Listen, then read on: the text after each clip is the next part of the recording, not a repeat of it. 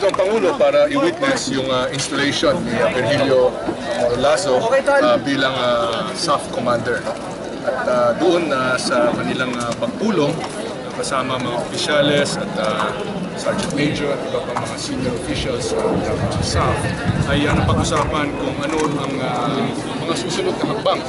Yung sa training, yung sa equipment, yung sa mga iba pang pangangailangan ng SAF, up to and including hazard pay and other such things.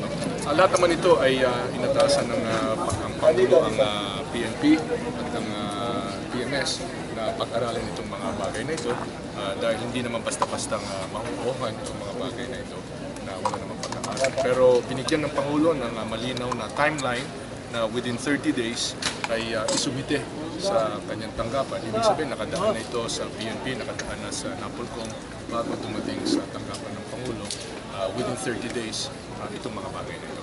Sir, bakit po si General Lazo po yung napili natin na pumalit? Well, ang Special Action Force ay isang unique and specialized unit, no? Yung talagang pinakamaseselan at pinakamapanganib ng mga mission ang siyang binibigay sa kanila. So hindi pwedeng basta-bastang opisyal ang ilagay dyan dahil magtataka yung mga SAF troopers na alam ba niya kung ano itong mga inuutos sa amin. Kaya kailangan na merong karanasan, merong training sa pagiging SAF.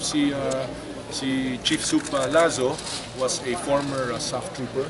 Okay, tumagal siya rito.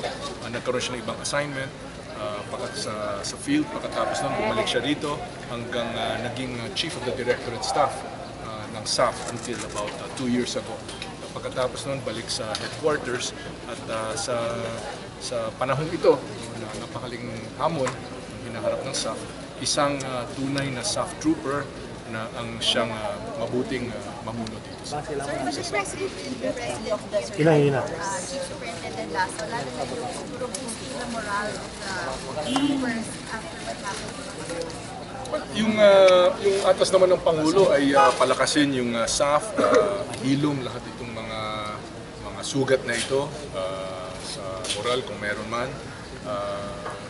Diniin ng mga SAF troopers na we got our man, we accomplished our mission. At sabi naman ng Pangulo, walang nag-question doon. Si Marwan ay isang threat sa ating buong bansa, sa mga inosenteng Pilipino.